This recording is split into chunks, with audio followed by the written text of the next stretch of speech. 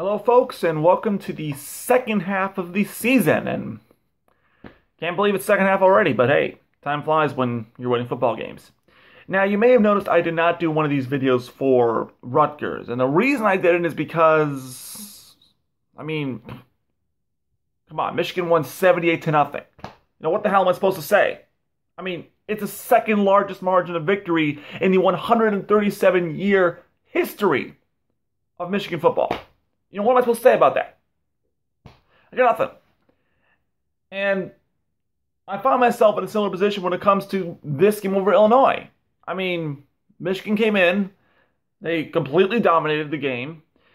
Illinois did score 8 points, so I guess I can offer some criticism of Michigan, which is that the second stringers need to step it up. I don't know. It's just... this is the problem, though, when your team becomes this dominant. You run out of things to nitpick. So, what I'm going to do instead is I'm going to give you my thoughts on the team, basically here at just past the halfway point of the season, and how I see things shaking out for them going forward. First of all, the offense. The second year of the Harb offense, still not as lethal as it could be, but it's definitely coming more into form. You see, the offense last year, we didn't expect it to do anything special because, new coach, new system, new philosophies, and practically none of his recruits. So we just kind of hoped that it would be competent, and it was competent enough to win games. This year, a lot of these guys now have a year under their belt, and Harbaugh has now recruited players that fit his system. So what we're seeing now is an offense that's starting to throw some wrinkles into it. It's not the most explosive offense, not the flashiest offense, but it does put points on the board. That's the most important thing about this offense, is that they find ways to put points on the board. And actually, I think, looking at the schedule here, in every game this year, save for the Wisconsin game, Michigan has scored 40 points or more on offense. These are levels that we haven't seen since the days of, Yost or Chrysler. So, yeah, the Harbaugh offense is definitely coming along there. Wilton Speight continues to be a curious case in the sense that you get the feeling that, well, he's not a bad quarterback by any means. He's a good quarterback. You also get the feeling that he could kind of be a little bit better. One of the things that that characterized his first half of the season was that he was a tad inconsistent, and there were a lot of theories as to why this was. Some believed he was playing hurt after being hit in the Colorado game. Some believe it was just a matter of adjusting to the role as a starter. Things of that nature. In this game against Illinois, he usually had his best game of the season. And what I say about Wilton Speight being inconsistent in the sense that he has trouble, still has a little bit of trouble throwing the quick, short slant passes that you gain for 5-10 yards. But he is very accurate when throwing downfield. Now, part of that is due to the fact that he's got a core of great receivers, led by Mar Darbo and J.U. Chesson. Not to mention, of course, you have Jake Butt at tight end. But, yeah, Wilton Speight continues to be a very, very interesting case.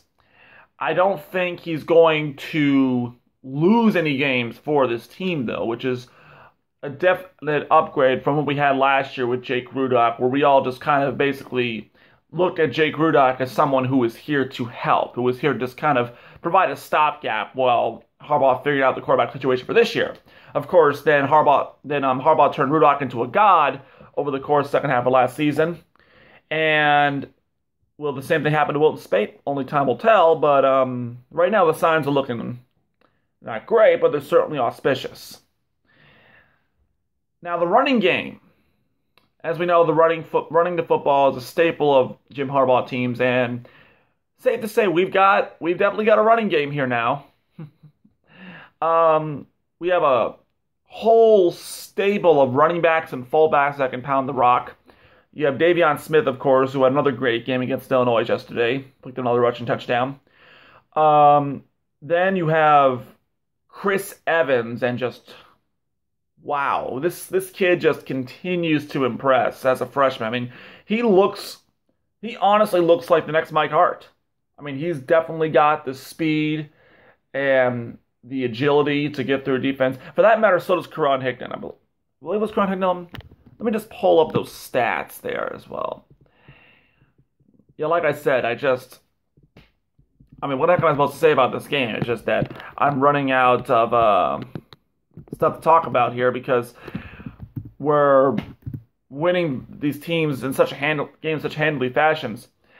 But yeah, Karan Higdon had a nice little 45-yard scamper yesterday. Michigan has now 28 rushing touchdowns so far. That is more than they had last year. So yeah, the run game definitely has come along. Now, in a related story, yesterday Evans took a pretty nasty hit from an Illinois defensive end. It wasn't necessarily targeting. It was just that, well, it was an unstoppable force meeting an immovable object. Knocked him out, and he went through concussion protocol. Hopefully he's fine, but it's on the monitor.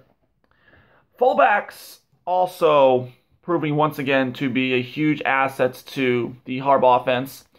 Khalid Hill, aka the Hammering Panda, is actually Michigan's touchdown leader now, and you can definitely see why. This guy, he just slices through defensive lines like a Panzer tank through a church facade. That's what I like to say. But yeah, it's definitely a very, very strong rushing attack Michigan has. Not the best in the country. I mean, it still could be a little bit better, but it's definitely more efficient. It's definitely coming along.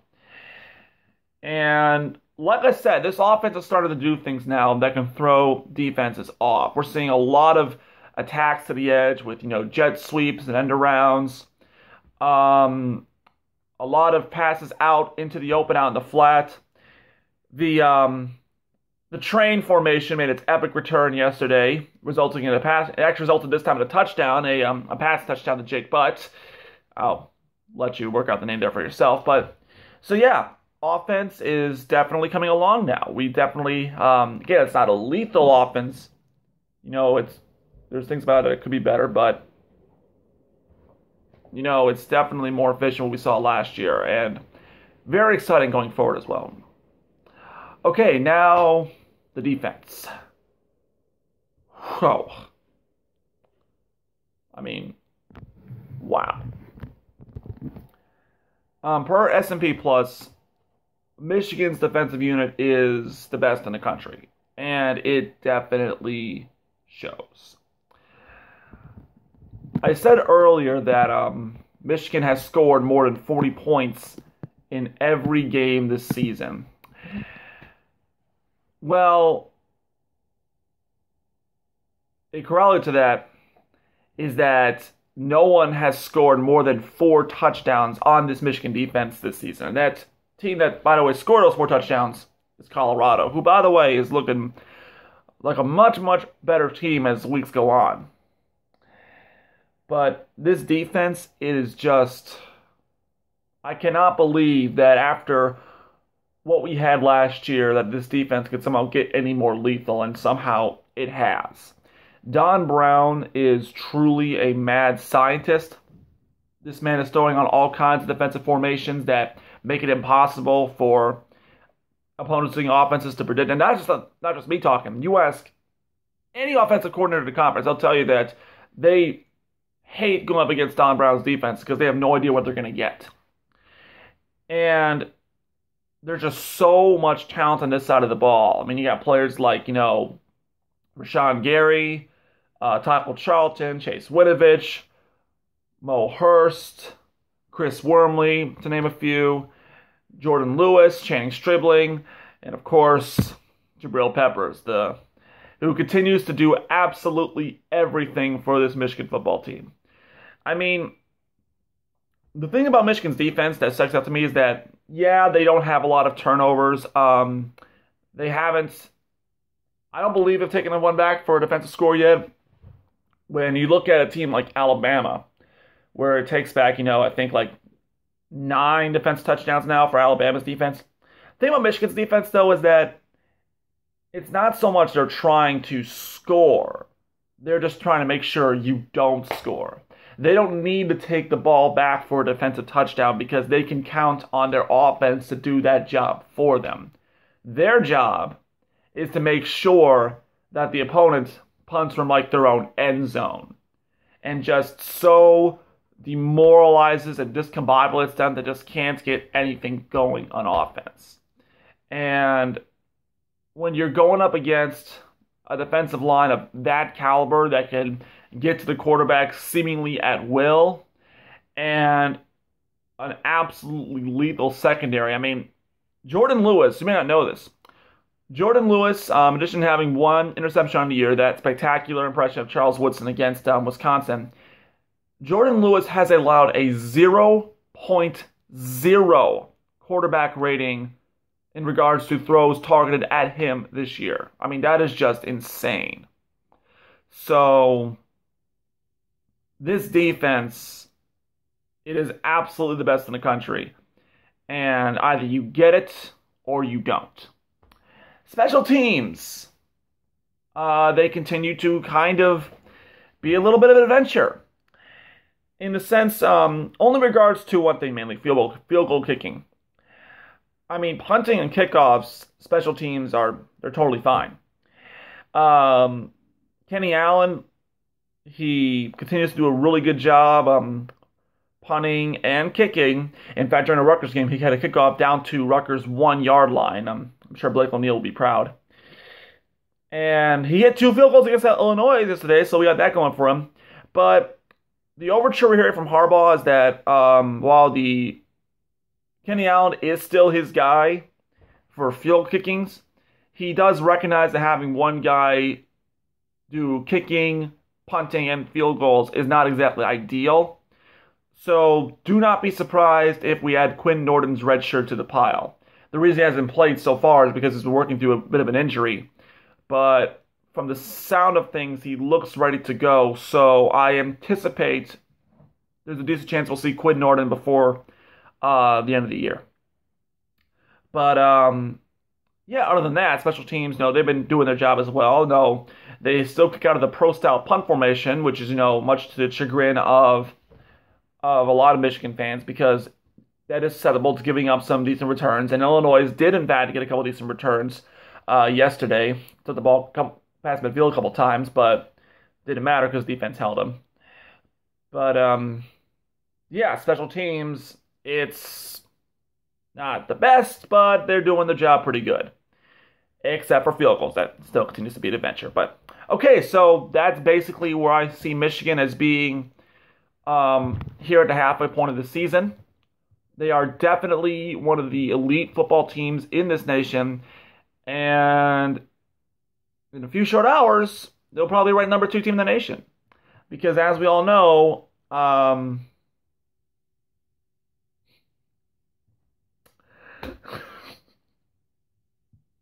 Ohio State lost last night. I know I shouldn't be enjoying it because they lost, and I am admittedly a bit upset because I was looking forward to a repeat of the 2006 version of the game. 11-0 Michigan, 11-0 Ohio State, and that's not going to happen now. But means we're going to be ranked higher than Ohio State for the first time in forever. So we got the. I mean, how? I'm sorry. I got to talk about this a second. How do you get kicked 6th by Penn State?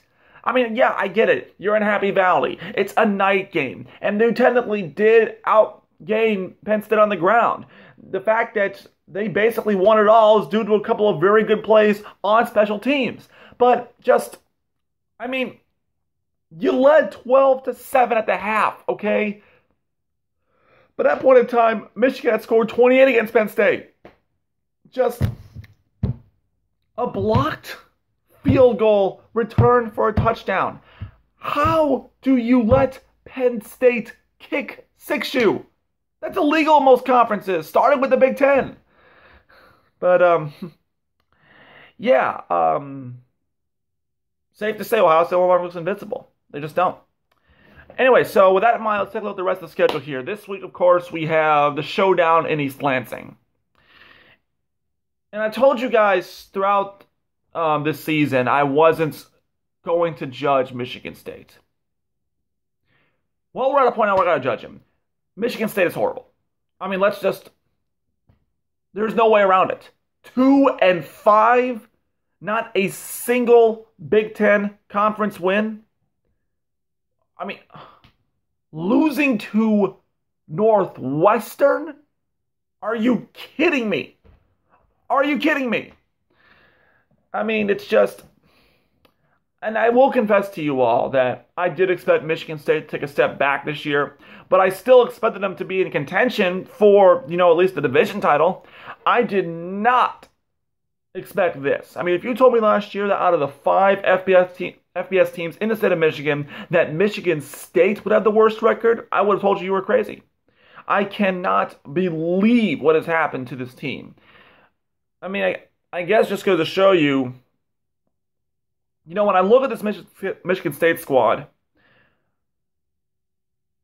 I guess we could look at last year's Michigan State team as being similar to the 2011 Michigan team, Brady Hoke's first team, in the sense that they weren't necessarily terrible, but there was a lot of smoke and mirrors that hid deficiencies.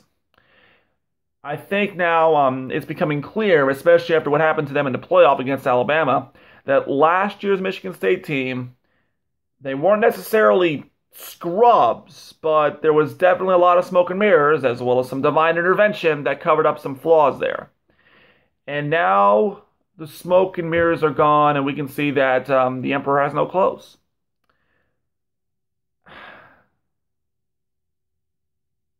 And I fully acknowledge that, something could happen. There could be some more divine intervention from Michigan State. And I do expect to see a different Spartan team this Saturday in East Lansing.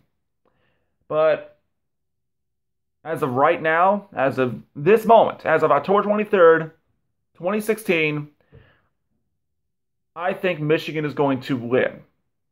And last I checked, S&P Plus predicts Michigan will win by 34 points.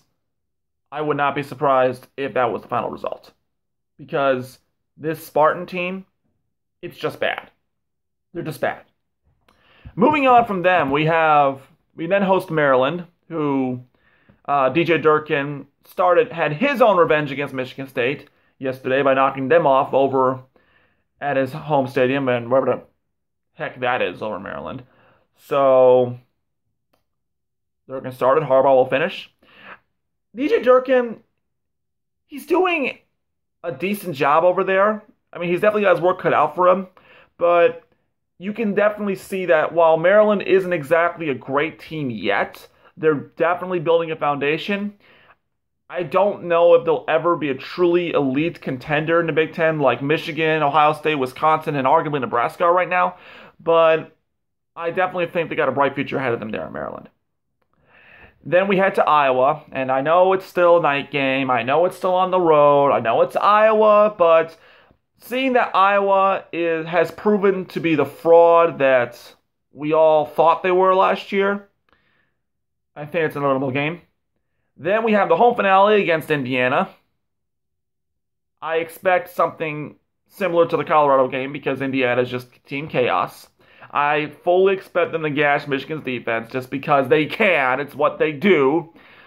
Although apparently Indiana has a defense now, so maybe they traded their chaotic offense for a bit of a defense. I don't know. I mean, don't get me wrong. I still think Michigan's going to win. I just think it might be a bit closer might be a bit too close to comfort for a lot of Michigan fans in that case. And then we finish up with this year's edition of the game in Columbus on November 26th. That game's still very much toss-up. I do believe not only will that game be the de facto Big Ten championship, but it's going to be a quasi-playoff game, as I believe the winner of that game will be going to the playoffs and could possibly be the national champion. Because look, I'm going to say it right now, I think Alabama's overrated. I mean, they're a talented team, yes. They got a lot of playmakers, but I look at that Crimson Tide squad. I don't know if Michigan will be able to put up a lot of points on Alabama's defense, But do I believe Alabama can put points in Michigan's defense? No, I don't. I just don't. And I know you could say, yeah, they rolled over Tennessee and A&M and so on and so forth. Have we forgotten the SEC is having a terrible year? That Alabama is the only team in the SEC right now worth the damn? I mean, how Tennessee was a top 10 team is beyond me. A&M, I think, is maybe a top 10 squad, but they're definitely outclassed by Alabama. So, am I going to sit here and tell you with a straight face that I think Michigan can beat Alabama? Absolutely. Absolutely. But I'm not looking that far ahead. I'm just looking right now to November 26th. And I think that that game is still going to be a toss-up. It's going to be a definitely very close game, very competitive game. Rivalry game, so anything can happen. But I think we've seen now that Ohio State is not the invincible beast that everyone made them out to be. And I think that if certain playmakers, namely Wilton Speight and Jake Butt and Jabril Peppers, have the best games of their careers, then I think Michigan finishes 12-0 and heads to win the Big Ten Championship. But that's still a few weeks away, so right now let's just focus on restoring the natural order of things here in the great state of Michigan. All right, that's it. Thank you all for watching, and I will see you next week. Go Blue.